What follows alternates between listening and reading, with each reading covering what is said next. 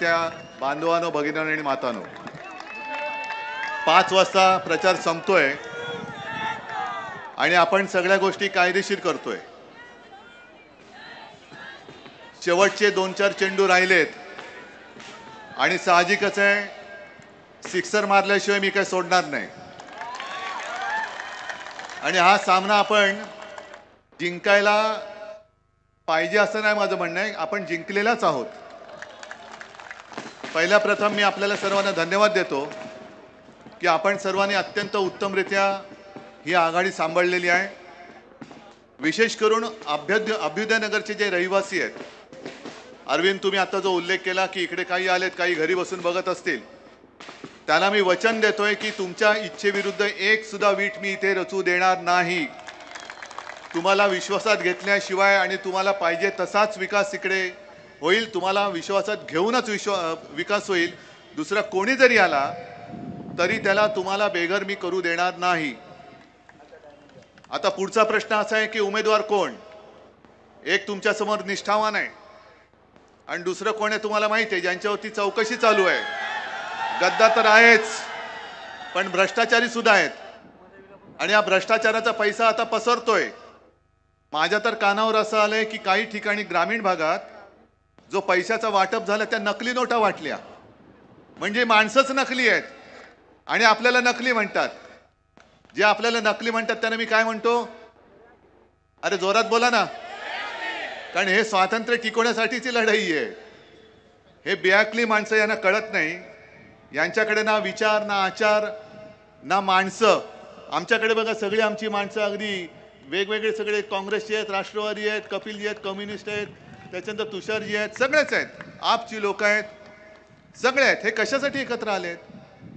देशाची लोकशाही आबाधित ठेवण्यासाठी एकत्र आलेलो आहोत. आणि अरविंदबद्दल मी अभिमानाने सांगेन की 19 साली जेव्हा या भाकड जनता पक्षाने आपल्या पाठीत वार केला तेव्हा अरविंद तिकडे केंद्रात मंत्री होते आणि माझ्या लक्षात आलं की हे आता आपला विश्वासघात करतायत.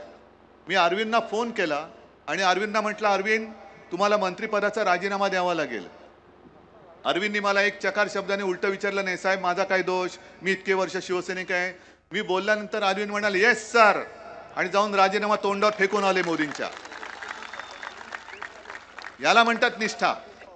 नाहीतर हे केसेस टाकल्यानंतर एकतर आपण जी काही पदं यांना दिली होती अफाट खायला अफाट, आणि गंमत अशी आहे की ज्याने आरोप केले तेच आता त्यांना, म्हणजे मला भारतीय जनता पक्ष आणि RSSची खरंच कीव येते की भ्रष्टाचारी माणसांना डोक्यावर घेऊन त्यांना नाचावं लागते. अरे मग तुमचे सगळे आचार विचार, ते माळगी प्रबोधिनीतले संस्कार गेले कुठे? आणि आजच इंडियन एक्सप्रेसमध्ये जी बातमी आलेली आहे ती फार धोकादायक आहे. ज्या पद्धतीने आपल्या शिवसेनेचा त्यांनी वापर करून फेकण्याचा प्रयत्न केला, तसाच प्रयत्न किंवा तसाच डाव हा उद्या नरेंद्र मोदी काय खेळणार आहेत ते त्यांच्या अध्यक्ष नड्डांनी सांगितलेले आहे. नड्डांनी सरळ सांगितले की आजपर्यंत आम्हाला RSSची गरज होती, आता आम्ही स्वयंपूर्ण झालेलो आहोत, आम्हाला RSSची गरज नाही. मग आज तुम्ही लिहून ठेवा, हे परत तर सत्तेवर येतच नाहीत, पण RSSच्या कार्यकर्त्यांना सांगतोय की हे पुन्हा सत्तेवर आले तर आमच्यापेक्षा धोका तुम्हाला आहे, कारण हे RSS वरती बंदी आणतील. जे शिवसेनेला नकली सेना म्हणतात ते संघाला सुद्धा नकली संघ म्हणतील. आणि वल्लभभाई पटेल, ज्यांना आपण सरदार वल्लभभाई पटेल, एक पोलादी पुरुष, लोह पुरुष, ज्यांचा सगळ्यात जगातला मोठा पुतळा हा नरेंद्र मोदींनी केला, त्याच नरेंद्र मोदींना मला विचारायचं आहे की वल्लभभाईंचा पुतळा तुम्ही केला. आम्ही पटेलांना मानतो कारण त्यांनी तसं कर्तृत्व दाखवलं होतं, पण त्याच पटेलांनी RSS वरती बंदी घातली होती. तशीच बंदी तुम्ही RSS वर का घालताय? तुमच्या संपूर्ण RSSचं केडर जे आहे, घरदार सोडून तुम्ही पंतप्रधान होण्यासाठी ते झटले, त्यांच्यावरती तुम्ही आता बंदी घालायला निघालात. आपल्यावरती टीका करतात की शिवसेना काँग्रेसमध्ये विलीन होणार, अजिबात होणार नाही, हे तुम्हाला सगळ्यांना माहिती आहे. पण तुम्ही RSS वरती बंदी का घालायला निघालात? तुम्हाला त्यांनी जन्म दिला, पूर्ण राजकारणामध्ये ताकद त्यांनी दिली, आणि त्या RSS वरती बंदी घालायला निघालात. अफवांचं एक जे पीक जे आता काढतायत, सुपारीबाज अनेक आहेत. काल सुद्धा सगळे सुपारीवाले तिकडे शिवाजी पार्कवरती जमले होते, इधर से उधर से सगळे गोळा केले होते. सगळे किरायेचे, सगळे म्हणजे सुपारीवालेच. तसेच आणखीन एक सुपारीवाले आहेत. त्यांनी सांगितलं की उद्या हे म्हणजे आपल्या एका उमेदवाराच्या इकडे बोलले, यांना का मत देत आहे, हे निवडून आल्यानंतर उद्या हे मोदींकडे जाणार. तसंच अरविंद बद्दल सुद्धा आता थोडंसं कंड्या पिकवण्याचा प्रयत्न चाललेला आहे. अरे जायचं असतं तो माणूस कधीच गेला असता, पण तुम्हाला गाड्याला उभा राहिलाय तो मोदींकडे जाण्यासाठी नाहीये. आम्ही जे काही लढतो आहोत ते हुकुमशाही गाडून टाकायला लढतो आहोत. आणि आता सुद्धा मी तुमचं सगळ्यांचं दर्शन घेतल्यानंतर आपल्या मुंबईच्या आईचं, मुंबा देवीचं दर्शन घ्यायला मी जाणार, तिचे आशीर्वाद घ्यायला मी जाणार आहे. कारण संपूर्ण मुंबईची लूट हे दोन सुरतवाले जे करतायत, मी मुंबा देवीला साकडं घालणार आहे की ही तुझी जिचा सांभाळ आम्ही करतो आहोत, आम्हाला ताकद दे आणि या हुकुमशाला गाडून टाक. हे साकडं घालायला मी तिकडे जातोय. मुंबईतनं सगळं काही तुम्ही काल सुद्धा तुषारजी तुम्ही होतात, सभेत होतात, तुमच्या समोर बोललोय, ठाण्याला सुद्धा बोललोय. सगळ्या गुजराती लोकांबद्दल माझा काही राग नाहीये, गुजरात बद्दल तर अजिबात नाही. पण दोन सुरतवाले ज्याने आमचे गद्दार सुद्धा सुरतला नेले होते, ते आता माझ्या मुंबईचं आणि महाराष्ट्राचं वैभव लुटून लुटून जे गुजरातला नेत आहेत, त्या लुटणाऱ्यांना आम्हाला गाडायचंय. होय, मी म्हणतोय गाडायचंय. ज्यांना मराठी अस्मिता सांभाळणारी शिवसेना आता नकली वाटायला लागली, ज्यांना स्वतःच्या पंतप्रधान पदासाठी तया देणारा उद्धव बाळासाहेब ठाकरे हा नकली संतान वाटायला लागला, अशा बेअक्ली माणसांना आम्ही राजकारणात संपवायच्या नंतर काय करायचं, अधुनिरांच्या पालख्या व्हायच्या. गंगेच्या साठी ते जे गेले की गंगा माँ ने मुझे बुलाया है. अरविंद सॉरी, तुमचं मी भाषण मध्ये का थांबवलं, कारण 5 वाजताची आपल्याला मर्यादा आहे. पण करोना काळाचा तुम्ही जो उल्लेख करत होता, त्या करोना काळात गंगेमध्ये प्रेत जी सोडून दिली जात होती, मृतदेह सोडले जात होते, तेव्हा मोदी तुम्ही कधीतरी त्या गंगा मातेचे अश्रू पुसायला गेला होता? मुंबई ज्या ज्या वेळेला संकटात सापडते, कोणत्याही नैसर्गिक आपत्ती असो किंवा बॉम्बस्फोट असो किंवा अपघात असो, धावून जातो तो शिवसेना प्रमुखांचा शिवसैनिक धावून जातो. रक्तदान करायला पहिला शिवसैनिक रांग लावतो. तेव्हा शिवसैनिक हा नाही विचार करत की समोर ज्याला आपण वाचवतोय तो हिंदू आहे का मुसलमान आहे, कोणी असला तरी त्याला वाचवणं हे आमचं हिंदुत्व आहे. आम्ही जे रक्तदान करतो ते विचारत नाही अरे माझं रक्त कोणाला जाईल, ज्याला गरज असेल त्याला माझं रक्त आम्ही देतोय, हे आमचं हिंदुत्व आहे. आणि आता तुमच्या समोर काही राहिलेलं नाहीये, भाजपाकडे सांगण्यासारखं काही नाहीये. म्हणून कधीतरी ते म्हणतात काँग्रेसचा जाहीरनामा हा मुसलमानांचा आहे. आज म्हणाले की काँग्रेसचा जाहीरनामा, म्हणजे कालच्या सभेत बोलले, हा माओवाद्यांचा आहे. माओवाद्यांचा काय? तुम्ही भाई तुम्ही काँग्रेसचे आहेत, माझ्यापेक्षा तुम्हाला जास्त माहिती आहे काँग्रेसचा जाहीरनामा. मग काँग्रेसचा जाहीरनामा कधीतरी एक काहीतरी तुम्ही सांगा ना, माओवादी आहे का मुसलमान धर्जीण आहे. पण भाजपचा जो जाहीरनामा आहे, काँग्रेसचा जर का माओवादी असेल तर भाजपचा जाहीरनामा खाओवादी आहे. खा जिथे जाल तिकडे खा, जाऊ तिथे खाऊ, और कुछ भी नहीं होगा, ये मेरी गारंटी है, मोदी की गारंटी. अरे कौन 150 कोटीची तुमची इन्कम टॅक्सची केस आहे, आ जाओ मेरे पास, कुछ नहीं होगा. म्हणून हे गेलेत तिकडे, धावत धावत गेलेत. ते कोण तुम्हाला माहिती आहेत. म्हणजे धाडी तुम्ही टाकल्या, आरोप तुम्ही केले, पण तुमच्याकडे गेल्यानंतर सगळे साफ झाले. असे नखशिखांत भ्रष्टाचाराने बरबटलेली ही भाजपा, ज्याला मी भाकड भेकड जनता पार्टी म्हणतो, भारतीय जनता पक्ष तो त्या काळात होता, अटलजींच्या काळात होता, अडवाणींच्या काळात होता. आताचा जो मोदींच्या नेतृत्वात आहे तो भाकड जनता पक्ष आहे. यांना राजकारणामध्ये पोरच होत नाहीत, अजिबात होत नाहीत. म्हणून भ्रष्टाचारी तर भ्रष्टाचारी द्या, आम्हाला कडेवर घ्यायला कोणतरी पाहिजे. म्हणजे उमेदवारांनी भाड्याची घ्यायची, प्रचाराला सुद्धा भाडोत्री नेते लागतात. कालचं मैदान सुद्धा म्हणजे यांच्या नावाने मैदान सुद्धा यांना बुक करता येत नाही. ही अशी सगळी माणसं आपल्या देशाचं त्यांनी किती मोठं नुकसान केले. 10 वर्ष देशाची म्हणजे 140 कोटी जनतेचं 10 वर्ष हे नुकसान केलेलं आहे. 4 जून नंतर मी तर सांगितलेलं की जुमला युग संपणार आहे. आणि मी मगाशच्या दादरच्या सभेत बोललो, आज सुद्धा चॅनलवाले आहेत आणि तुमच्या सगळ्यांच्या साक्षीने मी सांगतोय, नरेंद्र मोदी आणि अमित शहाना मी आमंत्रण देतोय की 4 जून नंतर आमच्या इंडिया आघाडीच्या पंतप्रधान पदाचा जो शपथविधी होईल त्याला नरेंद्र मोदीजी आणि अमित शहा मी तुम्हाला जाहीर आमंत्रण देतोय. आम्ही नवाज शरीफला आमंत्रण देत नाही आहोत. 14 साली मी गेलो होतो, माझ्या बाजूला अमित शहा बसले होते. नरेंद्र मोदी शपथ घेत होते आणि नवाज शरीफ यांचे खास मेहमान म्हणून आलेले. कोणी आमंत्रण दिलं होतं?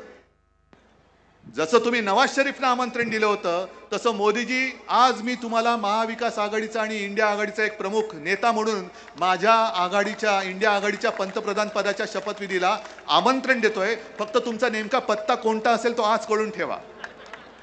नाही, कारण हे सगळीकडे फिरणार आहेत. कधी रेल्वे स्टेशनवर असतात, कधी हिमालयात जातात, कधी पश्चिम बंगालमध्ये जातात, वाटेल तिकडे जातात. तर तुमचा पत्ता नीट सांगून ठेवा भाई, जरा प्लीज तेवढं काम करा. तुम्ही मोदी आणि शहांचा पत्ता नीट लिहून ठेवा, कारण नाहीतर हे सुद्धा प्रज्वल रेवण्णाकडे जातील पडून. जसा प्रज्वल रेवण्णा बलात्कारी माणूस, त्याचे अनेक व्हिडिओ फिरतायत, तसंच तिकडे दक्षिण मध्य मुंबईचा त्याचे सुद्धा अनेक व्हिडिओ फिरतायत. पण त्यांच्या प्रचाराला मोदी जातात. अरविंद सावंत सारखा एक निष्ठावंत शिवसैनिक आणि अख्खी शिवसेना ही त्यांना साथ सोबत संगत देत होती, अगदी कठीण काळात सुद्धा देत होती. अशा निष्ठावंतांची त्यांना साथ सोबत नकोय. आम्हाला बलात्कारांची, म्हणजे मोदींना बलात्कारांची संगत पाहिजे, मोदींना भ्रष्टाचारांची संगत पाहिजे, मोदींना गुंडांची संगत पाहिजे. जे कल्याणचे आमदार त्यांचे जे आहेत, गणपत गायकवाड, ज्यांनी पोलीस स्टेशनमध्ये गोळीबार केला, त्यांनी सांगितलं की जोपर्यंत या मिंद्यांच्या हातामध्ये हे राज्य राहील किंवा हे राज्य जर मिंद्यांच्या हातात राहिलं तर महाराष्ट्रामध्ये गुंडाराज होईल. तुम्हाला गुंडाराज पाहिजे? आणि सगळ्यात पहिला महत्त्वाचा मुद्दा म्हणजे अजूनही सर्वोच्च न्यायालयाचा निकाल लागलेला नाही. सर्वोच्च न्यायालयाने ताशेरे मारलेले आहेत.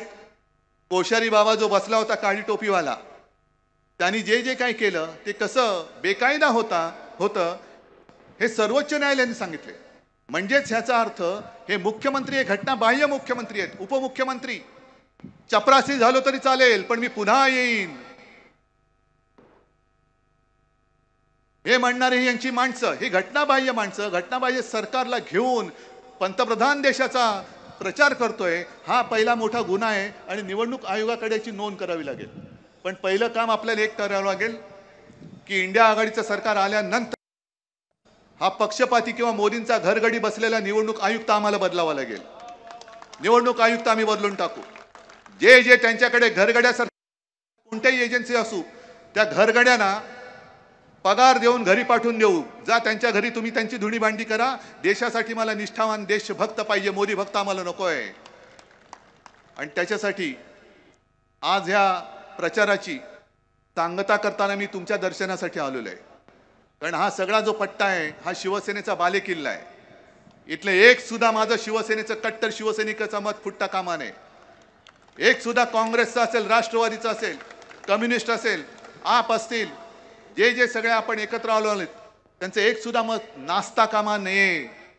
आणि एक लक्षात ठेवा, नवीन एक त्यांनी टूम काढलेली आहे. ग्रामीण भागात झाले की मतदान करू नये म्हणून नकली नोटा तर देतात पण बोटाला शाई लावून टाकतात. म्हणजे मतदान तुम्ही करूच शकणार नाही.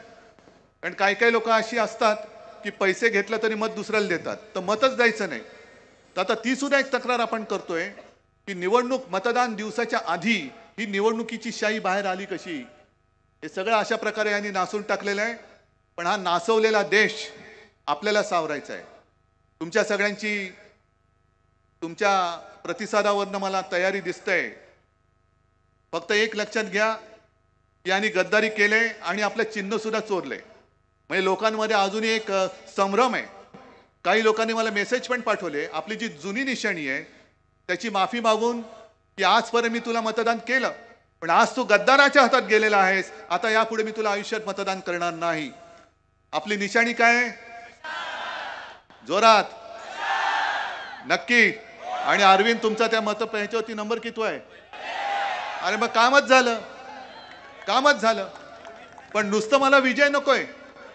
तुम्ही जर खरोखर कडवट असाल, निष्ठावंत आहात, तर अरविंद सावंतचा मला निसट्टा विजय नकोय. गद्दार भ्रष्टाचारांचा डिपॉझिट जप्त करून पराभव करून मला आपल्या निष्ठावंत हिंदू हृदय सम्राट शिवसेना प्रमुखांचा कट्टर कार्यकर्ता, जीवाला जीव देणारा कार्यकर्ता अरविंद सावंत ह्याचा विक्रमी मताने विजय पाहिजे. आणि तो तुम्ही करून दिल्याशिवाय राहणार नाही असा विश्वास बाळगतो आणि आपली रजा घेतो. जय हिंद, जय महाराष्ट्र. महाराष्ट्रातील सर्व बातम्यांचे विश्वासार्ह व्यासपीठ